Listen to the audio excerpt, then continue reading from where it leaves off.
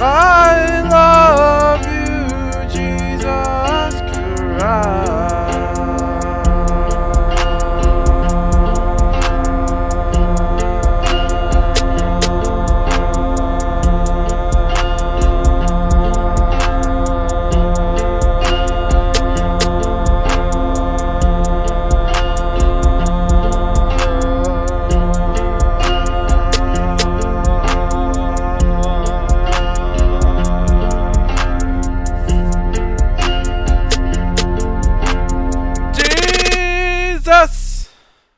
Hello everyone, welcome to Deep Dive into the Archives. Today, we're going to be talking about Neutral Milk Hotel's album, In the Aeroplane Over the Sea. The one that's nobody's ever heard this album before. No one knows about this album. We're the first ones to talk about it. No, it's this little indie project. Came out in 1998. Nobody's ever heard about it. Yeah, who's heard of this album? No one. We should probably talk about the album instead of just talking about how obscure it is. But it's pretty obscure. Neutral Milk Hotel is best probably described as like Jeff Mangum and his band of supporting cast members, really. A lot of the ideas, all the lyrics and vocals on the album are Jeff Mangum, so we will probably be talking about Jeff quite a bit, and the other members of Neutral Milk Hotel quite a bit less, although not to discount their musical ability, because every part of this album is fantastic, right down to the bagpipes. But Neutral Milk Hotel as a project, and especially this album, really centers around Jeff. For those of you who don't know, this is an indie folk record. It's very lo-fi, it's very fuzzy. Kind of psychedelic a little bit. It's interesting. It kind of has almost... There are songs on here that have almost a punk feel to them, which I think is definitely very interesting, and I also think works very well with this album, especially with how rough sounding a lot of the instrumentation is, and kind of the energy that occurs throughout. The album kind of has highs and lows, I guess, in terms of feeling, where you have these very energetic, punky, fun tracks. I don't even know if I'd call them fun, I guess, because the subject matter on a lot of the tracks is not what I would describe as fun. There's a kind of a come down period. There's kind of like this release of energy, and then you transition often into much calmer tracks. And I think the flow of this album, especially, is very impressive. It works like songs just like they transition into each other so naturally. It's almost like you're listening to one complete song rather than like individual songs, if that makes sense. The way it transitions is very natural. It's a very cohesive listening experience, which certainly helps to make this album as widely revered as it is. Do we want to get into... Okay, everybody sort of has a different interpretation of this album. The one thing I think everybody has to agree on is that Anne Frank factors in somehow. How much Anne Frank factors in is up for debate. I am on the side of Anne Frank is present in pretty much every song. What are you on the side of, Joe? She's present in every song, but the way in which her presence is used changes depending on the song, because I think the album, a lot of it is more of a reflection, or it's Jeff using Anne Frank's story to help understand his own circumstances.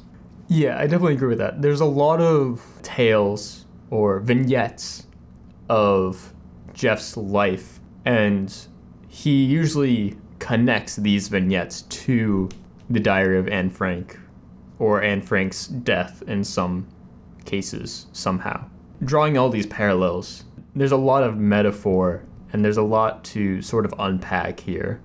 It's a very dense album, I'll say that, I guess. Yes, there's a lot you can take out of it. There's so many different themes and recurring ideas throughout the album. I mean, I don't think we're gonna cover all of it. You could probably write a master's thesis on this album if you wanted to. I'm sure you could. We'll start at the top with King of Carrot Flowers Part 1. This is one of, I'd say, the more rooted in reality tracks.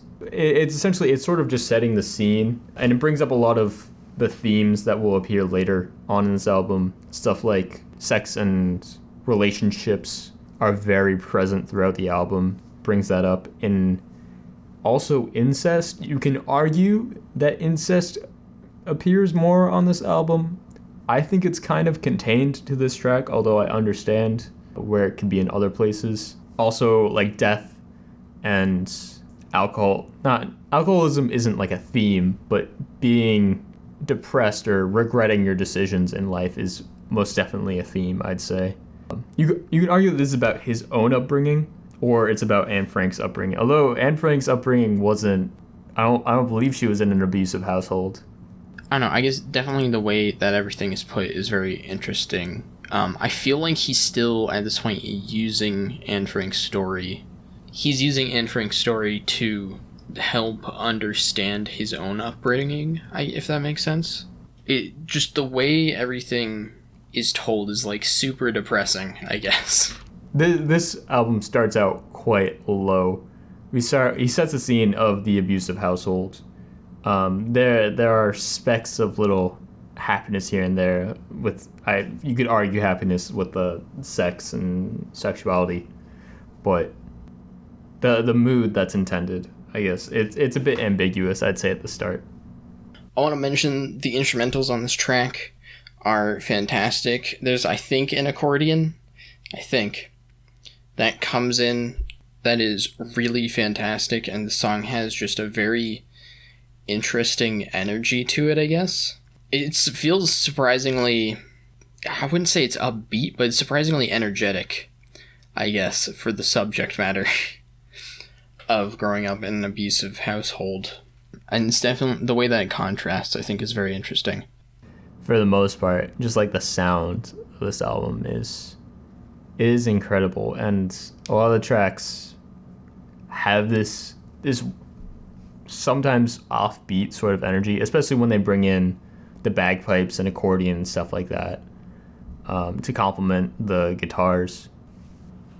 Anyways, I love you, Jesus Christ.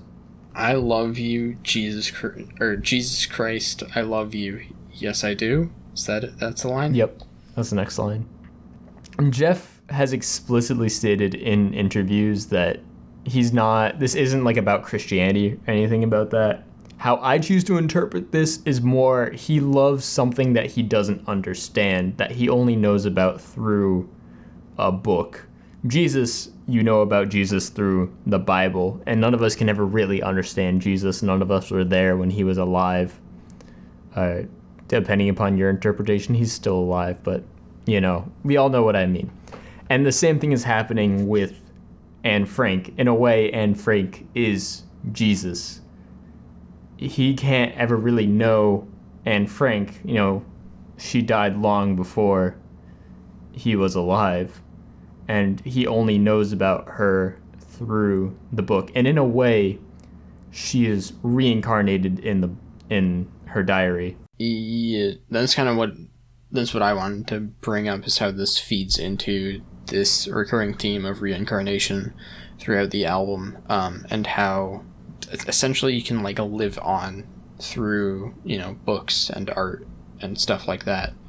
Within Jeff's experience, Anne Frank is living on in a similar way to how Jesus Christ is lived on through the Bible.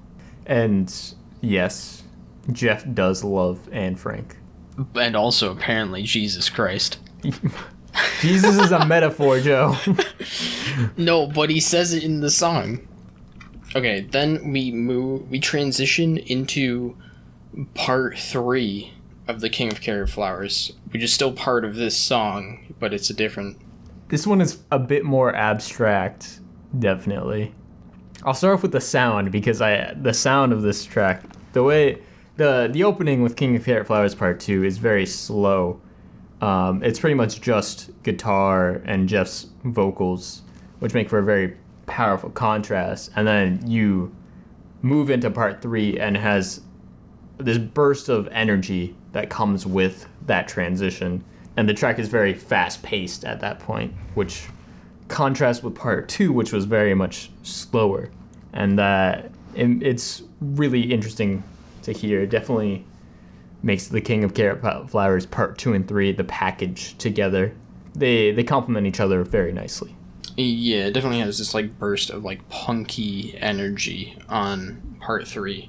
And it's definitely interesting how it sort of transitions into part 3's subject matter, which is definitely much more abstract, but it feels like it still kind of falls into this theme of reincarnation. Like specifically verse 2 on the song clues me into that, where he's like, through the wave and undertow I will float until I learn how to swim, inside my mother in a garbage bin until I find myself again. That kind of feels like it plays into this idea of reincarnation, but in this time it feels more literal. I'm not even like completely sure of my interpretation of King of Carrot Flowers Part 3. I get the reincarnation in verse 2. Verse 4 seems to be about how his method of like releasing emotions and just releasing emotions is through music, with the reference to his previous band Synthetic Flying Machine. Verse 3, I still unsure. Verse 3 feels like him figuring out how to express these emotions, if that makes sense. Because he has like, I will spit until I learn how to speak. That line in particular kind of feels like him almost discovering music. Maybe I'm completely wrong, though. I'd have to dig inside Jeff Mangum's mind. Anyways, moving on to In the Aeroplane Over the Sea, the song, the title track, rather. Yeah, definitely one of the most interesting tracks. The horns and the like very almost squeaky sounding guitars on it make for a very interesting song. It's weird. I don't know how to describe it. There's like this woo in the background. There you go. That's what it is. It's a woo. Yeah, there's kind of there's like a rocking on this track almost with the instrumentation. I really enjoy. Like I said, the instrumentation on this entire album is just fantastic. It feels very calming almost, which I definitely think somewhat is reflected in the lyrics. Like in verse 1, what a beautiful face I've found in this place that is circling all around the sun. What a beautiful dream that could flash on the screen in a blink of an eye and be gone for me. Soft and sweet, let me hold it close and keep it here with me. It's like, he understands that eventually, he understands that people are eventually going to die, but he's like happy that he's discovered this person, probably Anne Frank, at this like moment in his life. It's definitely Anne Frank. There are explicit references to Anne Frank being Anna's ghost all around me. I guess it's not explicit, but it's about as explicit as this album gets. Also, stuff like soft and sweet, let me hold it close and keep it here with me. I interpret that as a reference to him holding the diary. Because he has found sort of Anne Frank in the book, in her diary, and she has come to life because of that, and he has found her beautiful face. Some more things that we can get into with the reincarnation, specifically the bridge. Now how I remember you, how I would push my fingers through your mouth to make those muscles move. Basically, my interpretation is that him like pushing through, it's him going through the diary, essentially. It's a very weird way to say he's reading the diary, and through reading and like turning the pages, he's able to essentially hear Anne Frank, in he mind. That is a fine interpretation of this. On the next track, though, Two-Headed Boy, I think Jeff Mangum believes, maybe not believes, but he's using it as a metaphor, at least, that he is a reincarnation of Anne Frank's boyfriend, Peter Schiff.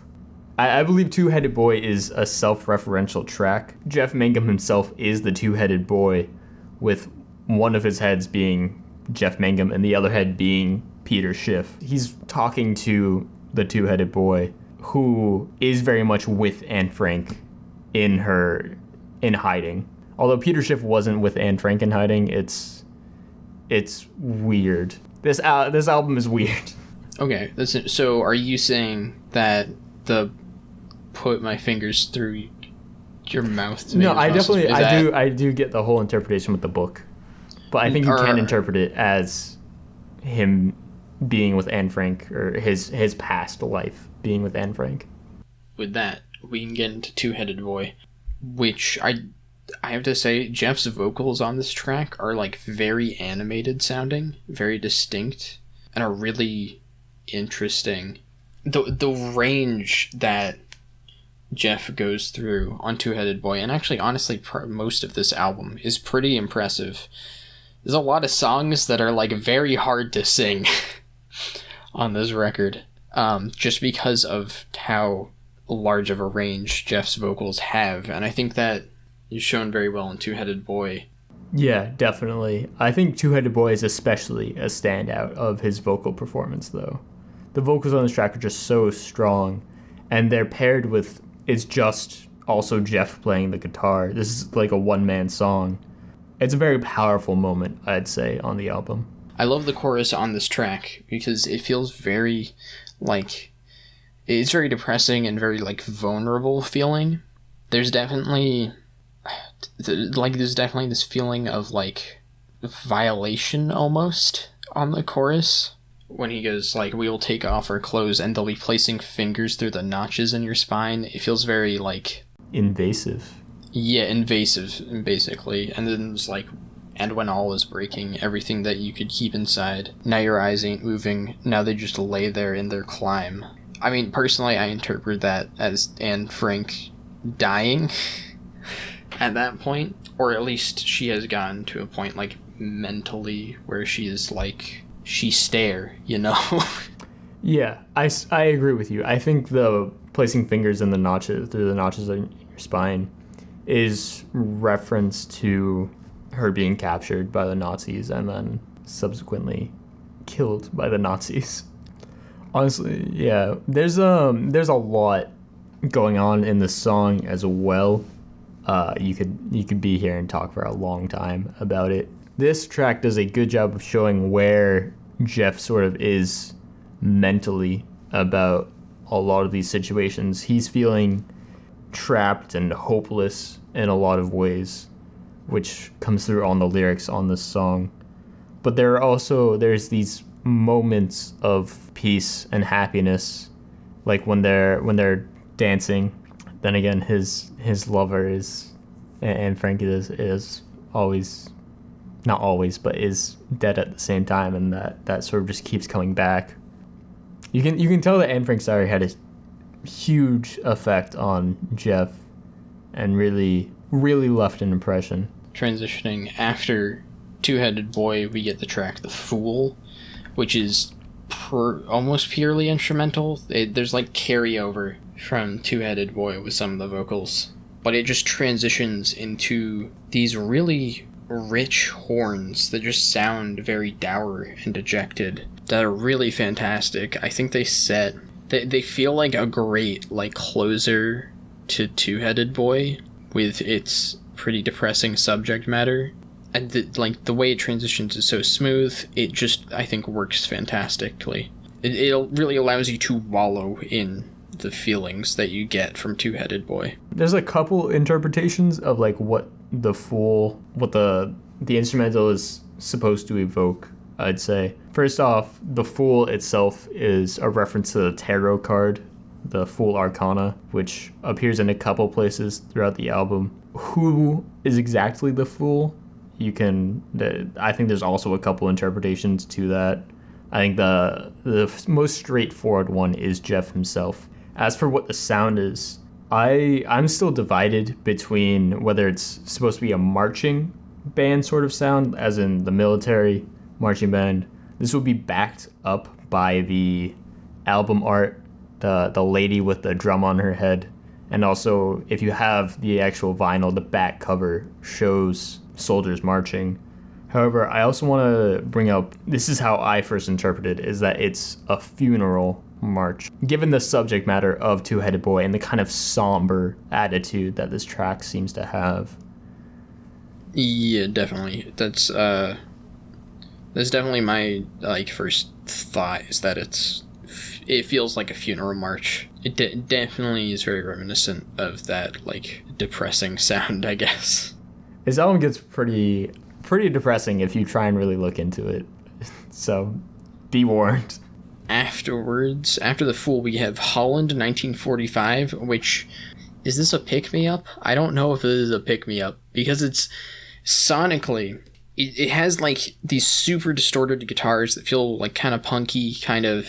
They're very similar to a lot of the guitars used on the Glow Part 2 or something. And you also have the horns that play throughout that just add kind of to this energy.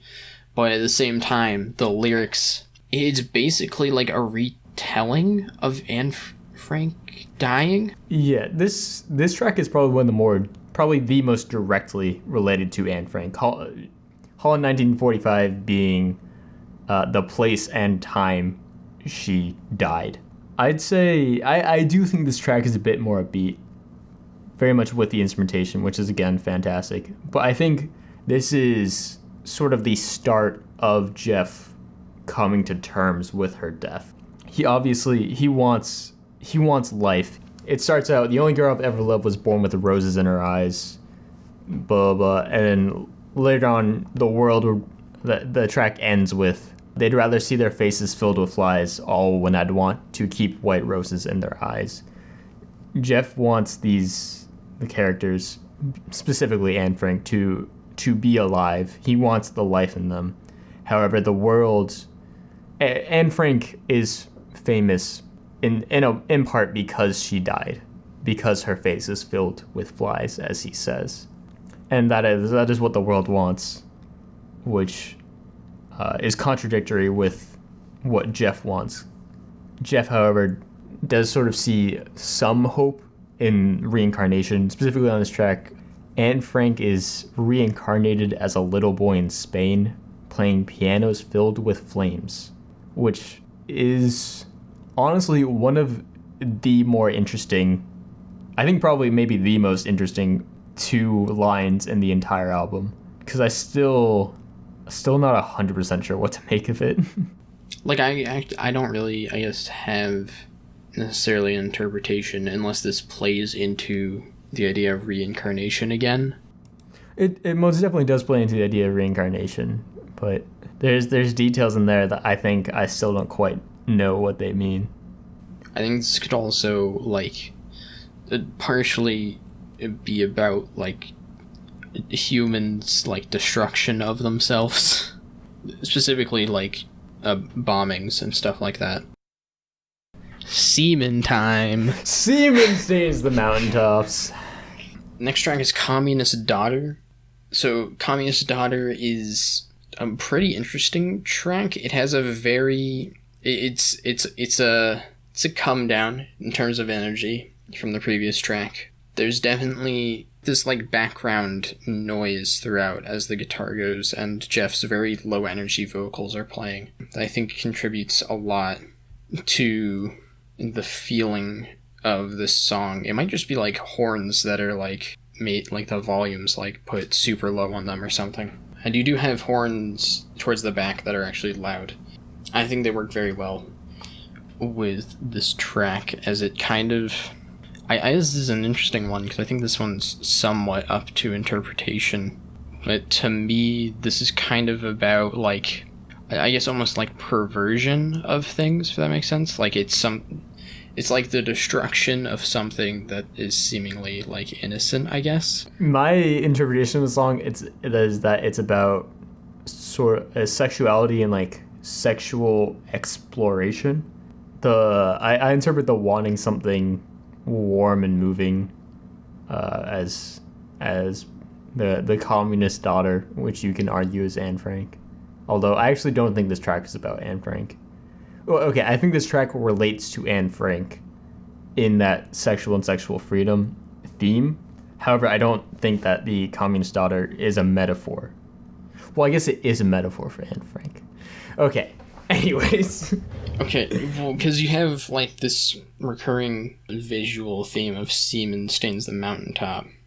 And to me, that is, like, it's taking, like, I guess, like, what would be considered, like, a beautiful, like, vista, and then just, like, adding this, like, sexual, like, perversion element, almost, to it.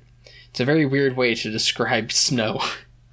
So, to me, it's almost like, I guess, whereas you have, in the verse, there's, like, this talk about, like, masturbation and sexual exploration, whereas with these lines of, like, semen stains the mountaintop, it's like it feels more like sexual domination, if that makes sense. It's a very masculine description of it compared to the verses. I see. That's not my interpretation of that line. My interpretation of that line is that like, sex is always on top of things. It's always a driving force in, like, people's lives. Kamiya's Daughter transitions into O Comely, which is the longest track on the album by far. It's 8 minutes long. It's mainly just, like, guitar on this track too. Jeff playing the guitar and his vocals. There are some overdubbed horns that come in much later on the track. The guitar and vocals were recorded all in one take too, which is incredibly impressive. It wasn't even, like, an official take. They were just, like, testing some mic placement or something, and then Jeff just went off. I guess for me, this track lyrically is kind of, it relates again to Jeff's own troubled home life. My interpretation of the track is that Comely, we're calling her that. She is, like, a past lover, not really lover, because it seems that Jeff spurned her in the past, and now he's sort of gone back because he regrets his decisions, and he sort of sees the state that she's in and feels pity, but he's also sort of angry at his past self, which would be where's the line about his enemies? And just standing next to me, he's my only enemy. I'll crush him with everything I own. You know, regarding his past and his decisions, and he sees that as sort of an adversary to him, his past and his present self. There's also a lot of references to, like, sex and sexuality again on this track. All of your friends are letting you blow, bursting with fruits falling out from the holes is pretty innuendo, I guess that's the right word. I remember when I was listening to this track, I was focusing a lot on verse 3, which definitely is very sexually explicit. Verse 3, a lot of it, it's a very sexual way of either describing making music or just a lot of sexual innuendo. Like, it's a very poetic verse that has mostly to deal with sex, but also there's a lot of references to music. Okay, so the reason why I was saying it had to do a lot with Jeff's own troubled home life is because this verse has to do a lot with the main girl's, Comely's, her troubled home life, because while there is a ton of sexual innuendo in this track, there's also many allusions to her terrible or, like, shitty situation at home, because you have the opening part, your father made fetuses with flesh-licking ladies. It's such a colorful way to describe fucking a prostitute. He's basically describing her father cheating on her mother. And then also you have, like, thunderous sparks from the dark of stadiums, the music and medicine you need for comforting, which is about how she deals with this situation, essentially. And then it goes into masturbation, or her having sex, I think. I would say it's more sex, considering the smelling of semen all into the garden, the powerful pistons. And so there definitely is that aspect of Jeff regretting his past decisions, but I think it also has to deal a lot with not only her home life, but how that kind of parallels Jeff's own bad upbringing. And then in verse 4, he brings it all back to Anne Frank. It's weird. I think because it has to deal with him. If he could have saved Anne Frank, would she know him, essentially? I think is what it is about, because I know they buried her body with others, her sister and mother and 500 families, and will she remember me 50 years later? I wish I could have saved her in some sort of time machine. Like it feels like it's him asking if she actually knows him or recognize him if she's been reincarnated. Yeah, that's certainly one interpretation. I think so. My interpretation is because he is the reincarnation of Peter Schiff. If Anne Frank were there, would she recognize Peter Schiff in Jeff? That's my interpretation of that. Jeff wanting to save her with a time machine is just because he loves Anne Frank, and who wouldn't save our past loved ones with time machines if we all could, Then what do you make of verse 5? Because I don't know what to make of verse 5. Okay, the part about verse 5 that confuses me is, but now we move to feel for ourselves inside some stranger's stomach. Those two lines, they get me. Because otherwise it's about settling down with a woman. In this case it's Goldoline, which is apparently a song that he wrote, which never got really made. I interpret verse 5 as about settling down with a woman. However, the two lines, but now we move to feel for ourselves inside some stranger's stomach. Maybe it's about threesomes, but I don't think. It's interesting because my first idea was that because you have the lines after, place your body here, let your skin begin to blend itself with mine, which it feels like it's about sex, possibly having a child, but for ourselves inside some stranger's stomach, that doesn't work with that. So I don't know. While editing this, I realized that these lines may actually be the bridge between the themes of reincarnation and the sexuality that's presented on the album. Well, do you want to move on to the next track, Ghost? Yeah, sure. Ghost. Okay. Ghost is really the kind of upswing. I think this is really where Jeff accepts that Anne Frank is dead and there's nothing he can really do about it. And she is still alive in her diary. She's still able to teach him valuable lessons. And he's happy with that. He can move on. By the way, Anne Frank is the ghost.